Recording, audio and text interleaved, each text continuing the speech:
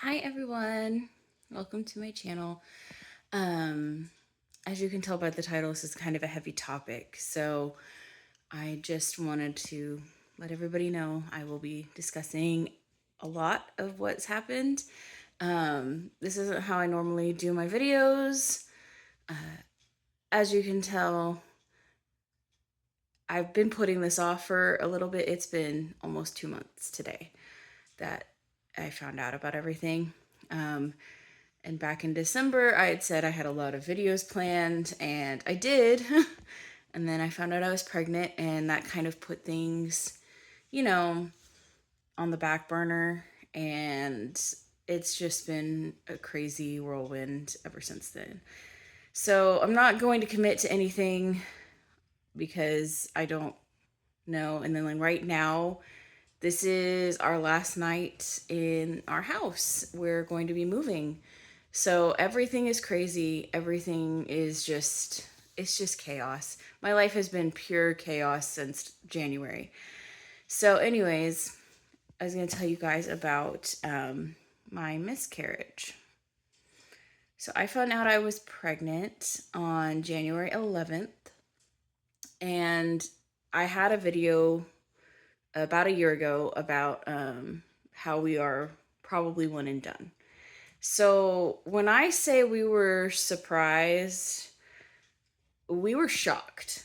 I was fully expecting that test to be negative, and it was positive. And I was on birth control, and it's been 7 years since I got pregnant with my daughter. So I really truly thought, like, we're out of the woods. That's not going to happen for us. And then it did. So I was in the process of trying to lose weight, and I don't know if that has anything to do with it. I did switch my birth control pill, but I've done that several times, and it's never been an issue. Depending on where I'm at, I go through Indian Health Services, so sometimes their availability of different medications is different than your typical pharmacy, typical prescription. So I have switched several times. Like, I was on um, the NuvaRing for a while. I was on the patch, and then I was on a pill, and then I said I wanted to lose weight, so my doctor recommended the mini pill.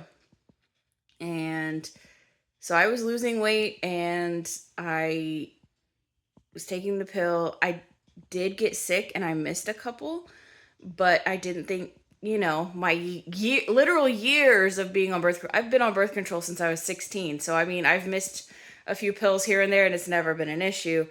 I guess this time it was. So, um, I had surgery, not surgery, but I had a procedure to see what was going on with my esophagus back in December. And I had a negative pregnancy test then. And I never had my period. So it was very much, we didn't know when I got pregnant. We didn't know how far along I was for the longest time. I did end up going to one of those boutique ultrasound places, and she told me that it looked like I was about 6 weeks along. And that kind of matched up with what I thought was the days in my head of when everything could have happened. The pregnancy test was very faint at first. And normally my husband is very good at figuring out when people are pregnant. Like, he's known people were pregnant before they did. He knew I was pregnant before I did. He told me he thought I was pregnant, and I said he was crazy. But this time I was like, I feel off. Something is weird. I'm going to take a test. And he's like, I don't think you need to do that. And I was like, I'm going to take one just to be sure. So I went to Dollar Tree, took the test, and got a very faint line. He was like, no, no, no, that doesn't mean anything. And I was like, a faint line is a line. So, yes, I'm pregnant. So I took another one a few days later, and he was like, oh, yeah, that's a bit more conclusive.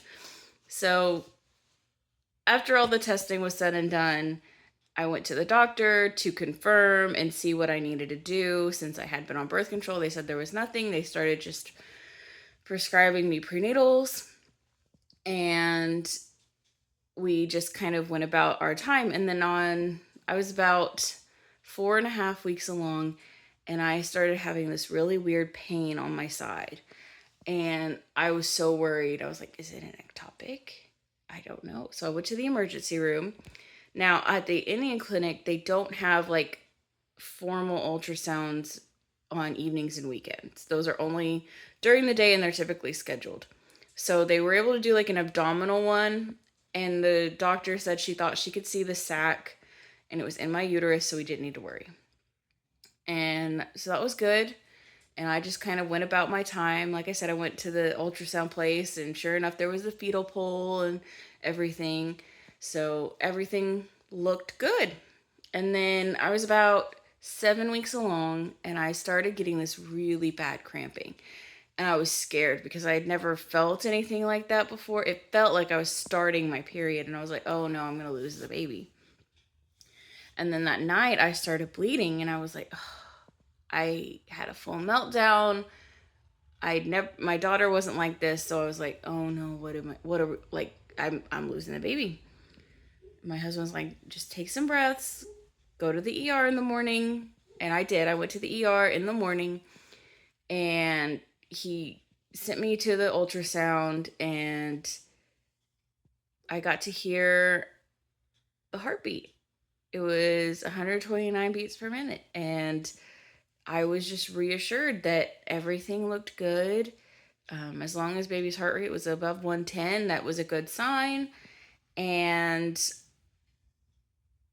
everything was going to be fine. He just said sometimes, you bleed during pregnancy, and it's not a miscarriage or anything like that. So he said back in the day it would have been called a threatened abortion, but now more recently they've decided it's just bleeding in pregnancy, and it typically doesn't mean anything. So I said okay, and I went about my life, and was reassured that baby had a heartbeat. And then a few days later the bleeding fully stopped, so I thought I was good. And then about a week later, I finally had my first OB appointment, and I told her that I'd been having some more spotting. She was like, oh, well, it's probably just the same thing. Your cervix is closed. Everything's good. It'd be too early to hear the baby on the Doppler right now, but if you have any red bleeding, call me as soon as it happens, and I will get you in. So I called her, and started having very bright red bleeding. She said, get off your feet. I don't want you walking. So even when we went to the store that day, I was on one of those scooter things. I was trying to stay off my feet.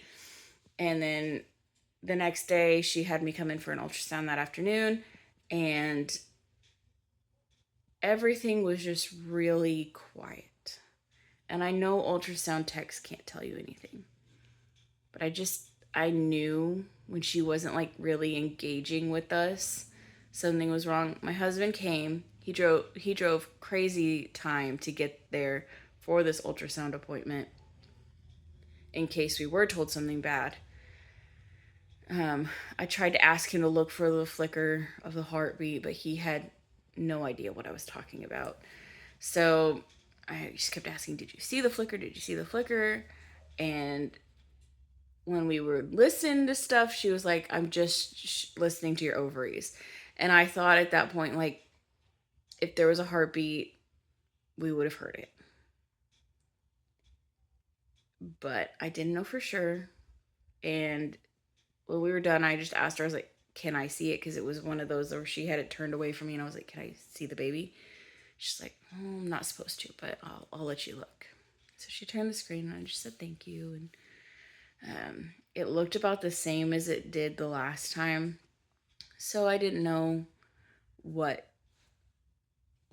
I figured it should have been bigger something, because I should have been about 9.5 weeks at that point. But it didn't grow. But I didn't know for sure. She just looked at me, and she's like, someone's going to call you in an hour, okay? And I was like, okay. An hour came and went.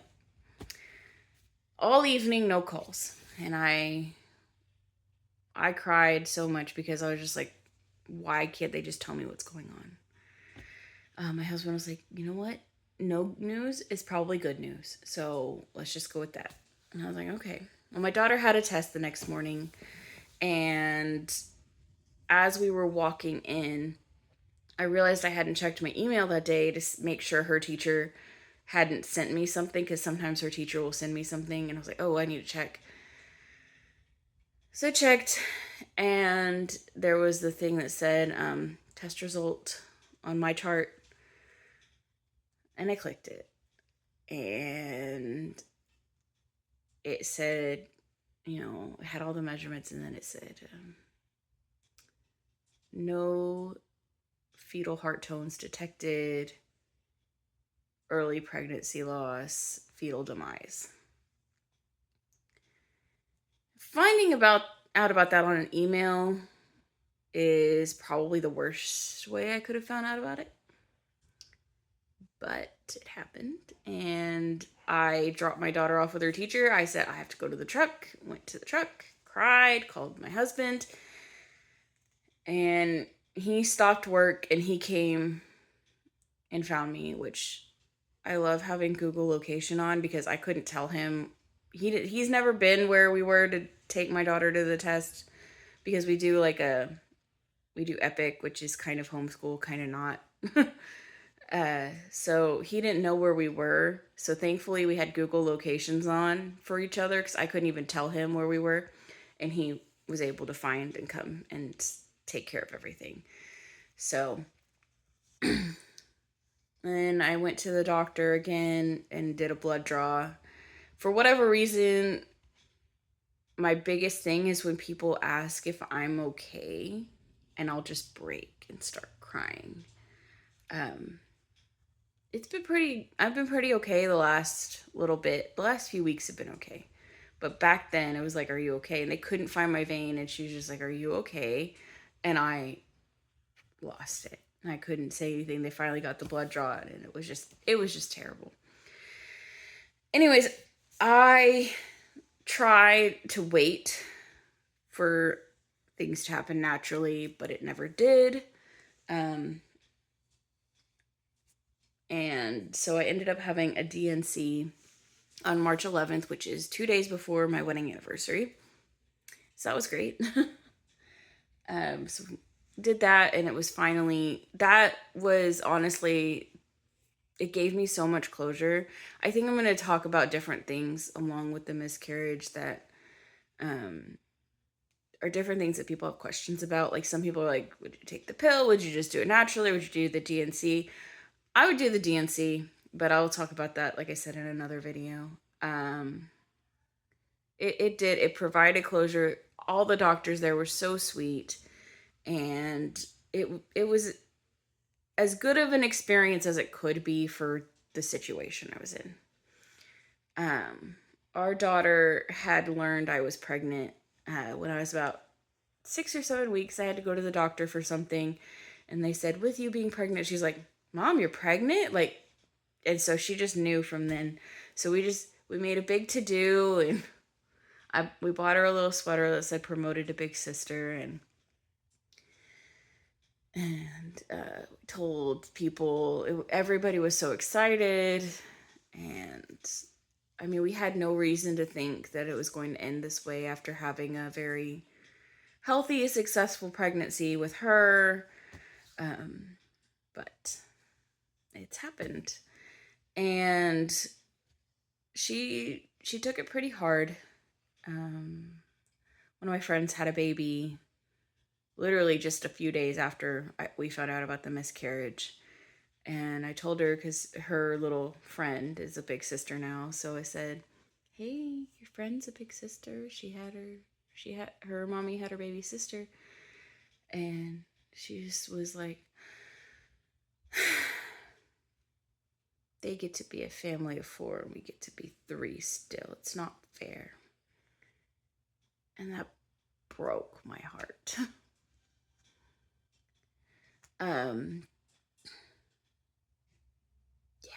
It's been so tough to be so unexpectedly happy and then have it just taken away. It's just, this whole thing is an experience I wouldn't wish on anybody. Nobody should have to go through this pain. We did go to Build-A-Bear, and I made a bear and put it in one of the onesies that we got from the Amazon box. And I put the heartbeat. I was able to go to the hospital and get the ultrasounds from the emergency room. And so we were able to get the heartbeat, and I put it in the bear's paw. So I have something, which is nice. And the Build-A-Bear employee was so sweet. She tried to get me somewhere quiet to record it. And yeah, so it's just a terrible experience. But it's something we all have, is that it's a little piece. We named the baby Rowan because we didn't know if it was a boy or a girl, and it was a name that we both liked. So my daughter has a bracelet now. It says, Rowan, you're always in my heart. And she wears it all the time and doesn't want to take it off. So anyways, like I said, I'll probably make a few more videos about this, but yeah, some people just think like, oh, miscarriage, like it's sad. It's just kind of a thing that happens, though, which it is. It's very, very common. It's 1 in 4 pregnancies. And people misunderstand that it's not 1 in 4 women. It's 1 in 4 pregnancies. And it can be for a plethora of reasons. For me, on the report of the ultrasound that I got, it did say that the baby had an elongated yolk sac, which can indicate some chromosomal abnormalities. So it was more than likely genetic. Something was wrong with the baby, and it probably wouldn't have ever made it. But just, knowing that you had this little life inside of you and then it got taken away. Well, I don't want to say taken away. It's gone. It's such a hard thing to go through personally, and people don't know how to react. It's like sometimes I can tell people want to say something to me, but they don't know what to say, so they just don't say anything.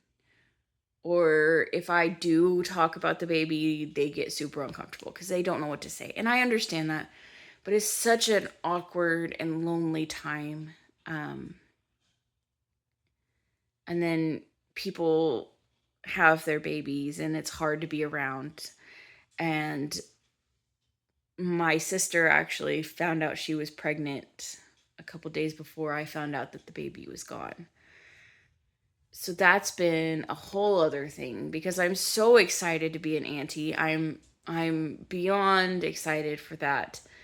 But knowing that my baby should be just a little bit bigger, and then later on after the baby's born and is growing, there's always going to be something in my head. I feel it's like they should have a cousin, like just a little bit older. So it's a really, really difficult thing to overcome. I'm at the point right now where I don't think I'll ever overcome it. I feel like there's always going to be this like missing piece. Even if we have another baby down the road, I feel like we're just missing. We're going to be missing something. So it's a hard thing. And I hope you guys understand things that I've said. I don't know. I'm kind of at a loss for words. It's such a difficult topic to talk about, although it does feel good to actually put it out there now. So anyways, I will try to make a couple more things, be supportive of those who have questions, because I'm in a few miscarriage groups and a bunch of people have so many questions about how to navigate stuff like with their children and everything. So I'll make a few more on this topic, but hopefully not too many. And then I'm looking forward to sharing our next journey of our house, because our house isn't done yet. So I have to live at my in-laws' house for a while. So that's going to be another adventure in and of itself. Like I said, life is crazy. But thank you for watching, and I will see you guys next time.